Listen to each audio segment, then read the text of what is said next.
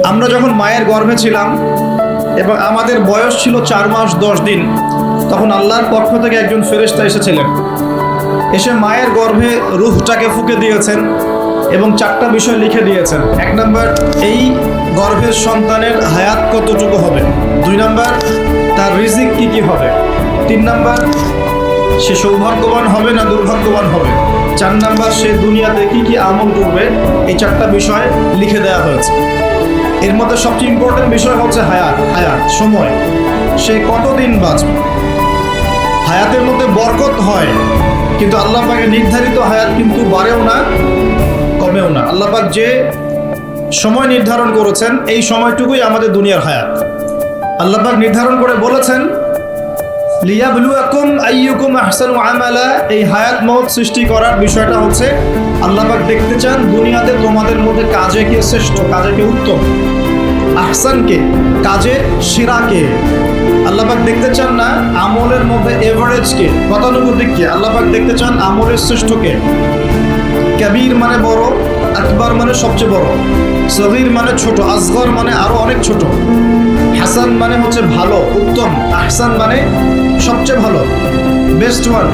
আল্লাহ পাক দেখতে চান লিয়াবলুয়াকুম আইয়ুকুম আহসানু আমালা। তোমাদের মধ্যে দুনিয়াতে আমলে আহসানকে আল্লাহ পাক এভারেজ মুসলিম দেখতে চান না, এক্সেপশনাল মুসলিম দেখতে চান। আমি কি বোঝাতে পারছি? এই জন্য আল্লাহ পাক হায়াত ও মওত সৃষ্টি করেছেন এবং দুনিয়ার জীবনটা আমাদেরকে উপহার দিয়েছেন। আরেকটা উদ্দেশ্য হচ্ছে আল্লাহ পাক দেখতে চান এই কারাগারের জীবনে আমলের শ্রেষ্ঠকে এবং কে আল্লাহ পাকের বিধানগুলো মেনে চলে, এবং কারা কারা আল্লাহ পাকের জমিনের মধ্যে তার খেলাফতের দায়িত্ব পালন করে। আমরা কিন্তু আল্লাহর খলিফা। আমরা কি আল্লাহর খলিফা। আমাদের পিতাকে আল্লাহ পাক সৃষ্টি করেছিলেন পৃথিবীতে আল্লাহর খলিফা হিসাবে। আল্লাহর খলিফার কাজ কি? শুধু ইবাদত করাই খলিফার কাজ নয়। আল্লাহর খলিফার কাজ হচ্ছে আল্লাহ পাকের জমিনের মধ্যে ন্যায় বিচার প্রতিষ্ঠা করা, আল্লাহর বিধান প্রতিষ্ঠা করা। এটা আল্লাহর খলিফার কাজ। যদি পৃথিবীতে আমরা আল্লাহ পাকের বিধান প্রতিষ্ঠা না করে শয়তানের বিধান প্রতিষ্ঠা করি, তাহলে আমরা আল্লাহর খলিফা থাকবো না, শয়তানের খলিফা হয়ে যাব। আমি কি বুঝাতে পারছি? আল্লাহ পাক দুনিয়ার এই কারাগারের জীবনটাতে আমাদেরকে নির্ধারিত সময় দিয়েছেন, বলে আসরির সময়ের কসম। আরেকটা অর্থ এখান থেকে নেওয়া যায়, সেটা হলো আল্লাহ পাক সময়ের কসম করে আমাদেরকে মূলত অতীতকালের দিকে তাকাতে বলছেন। কোন দিকে? অতীতের দিকে। কোরআন খুললে আপনি দেখবেন, আমার সামনে যে কিতাব আছে আল্লাহ পাকের কিতাব আল কোরআনুল কারীম, এই কোরআনুল কারীমকে আপনি 3টা ভাগে ভাগ করতে পারবেন। একটা অংশে গিয়ে দেখবেন এখানে আছে হুকুম আহকাম, কি করা যাবে কি করা যাবে না, কি করতে হবে কি করতে হবে না। দ্বিতীয় অংশে গিয়ে আপনি পাবেন আল্লাহ রাব্বুল আলামিনের তাওহীদ, রিসালাত, আখিরাত, এই বিষয়টা পাবেন। আল্লাহ এক, মুহাম্মদ সাল্লাল্লাহু আলাইহি ওয়াসাল্লাম শেষ নবী, এবং আখিরাত, এর পরের জীবন, এর ধাপগুলো, হিসাব নিকেশ, জান্নাত জাহান্নাম, এগুলো পাবেন। আরেকটা অংশে গিয়ে আপনি পাবেন ইতিহাস। কি পাবেন? ইতিহাস, পূর্ববর্তী নবীগণের ইতিকথা পাবেন। একদম আদম আলাইহিস সালাম থেকে শুরু করে শেষ নবী মুহাম্মদ সাল্লাল্লাহু আলাইহি ওয়াসাল্লাম পর্যন্ত পুরো হিস্ট্রি আপনি কোরআনে পাবেন ইনশাআল্লাহ। আল্লাহ পাক বলে আসরি বলে আমাদেরকে একটু পিছনের দিকে তাকাতে বলছেন, একটা জিনিস লক্ষ্য করতে বলছেন। সেই জিনিসটা কি? সেই জিনিসটা হচ্ছে আল্লাহ পাক লক্ষ্য করতে বলছেন যে আদম আলাইহিস সালাম থেকে শুরু করে শেষ নবী পর্যন্ত, বলেন মুহাম্মদ রাসূলুল্লাহ সাল্লাল্লাহু আলাইহি ওয়াসাল্লাম পর্যন্ত আল্লাহ পাকের একটা কমন সুন্নত দেখা যাচ্ছে। কমন সুন্নত, সাধারণ সুন্নত। কি সুন্নত? প্রত্যেক যুগে যুগেই যারা আল্লাহ পাকের বিধান মেনেছে, তার নবীর আনুগত্য করেছে, আল্লাহ পাক সেই মুমিন মুসলিম বান্দাদেরকে দুনিয়াতেও নাজাত দিয়েছেন, পরকালেও জান্নাত দিয়েছেন। ঠিক আছে কথা? আচ্ছা, আরেকটা সুন্নত হচ্ছে প্রত্যেক যুগে যুগে আদম থেকে নিয়ে শুরু করে মুহাম্মদ সাল্লাল্লাহু আলাইহি ওয়াসাল্লাম পর্যন্ত প্রত্যেক যুগে যুগেই যে বা যারাই আল্লাহর কথা শোনে নাই, আল্লাহর বিধান মানে নাই, তার নবীর আনুগত্য করে নাই, আল্লাহ পাক দুনিয়াতেও ধ্বংস করেছেন, আখিরাতেও ধ্বংস করেছেন। এই সুন্নতটা ইতিহাসে একদম কমন। আমি এক্সাম্পল দিয়ে বোঝাচ্ছি। নূহ আলাইহিস সালামের যুগে চলে যান, একটু খেয়াল করে দেখেন 950 বছর দাওয়াত দেওয়ার পরে মাত্র 40টা বা 80টা পরিবার ইসলাম কবুল করেছে। আল্লাহ পাক এই সারা দুনিয়ায় সেই 80টা পরিবারকেই বাঁচিয়ে রাখলেন, নিষ্কৃতি দিলেন, উদ্ধার করলেন, বাকি সবাইকে ডুবিয়ে মেরে দিলেন। আল্লাহর সুন্নাত। আল্লাহ পাকের কিছুই পরোয়া নাই। পরোয়া আছে?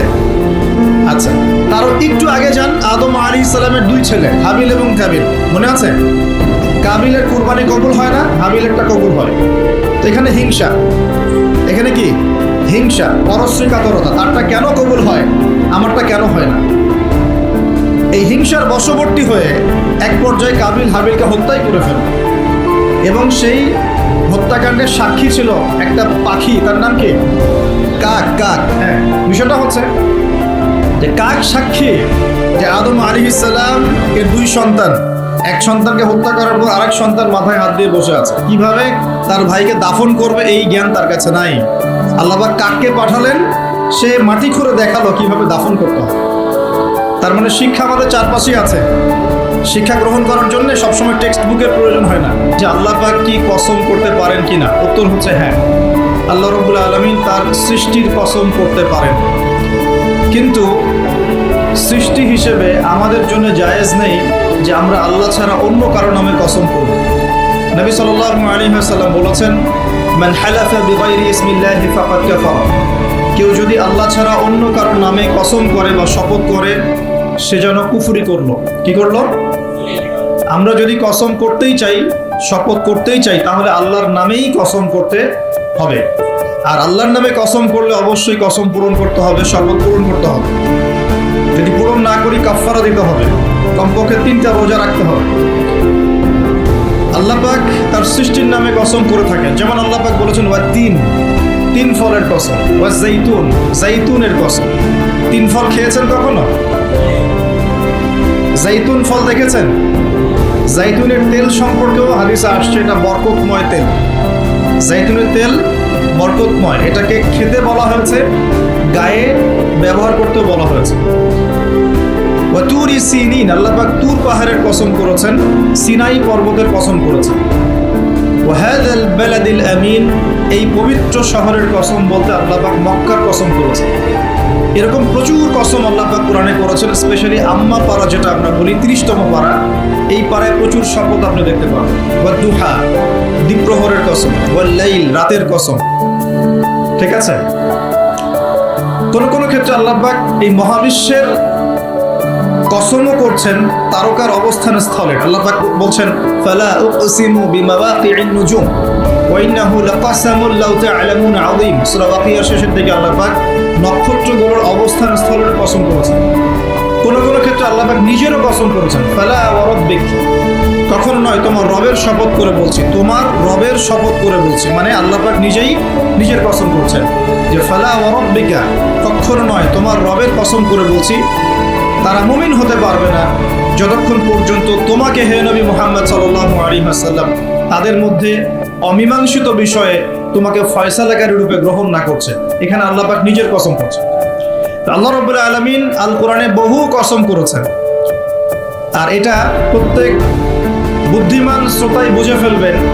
আল্লাহ পাক যখন যে বিষয়ের কসম করেন, নিঃসন্দেহে সেটা সবচেয়ে গুরুত্বপূর্ণ বিষয় হবে, তাই নয় কি? আল্লাহ পাক এখানে সময়ের কসম করছেন, মানে সময়টা আমাদের জীবনে খুবই ইম্পর্টেন্ট একটা জিনিস। সত্যি কথা বলতে আমাদের লাইফের সবচেয়ে ইম্পর্টেন্ট জিনিস হচ্ছে কি? টাইম বা সময়।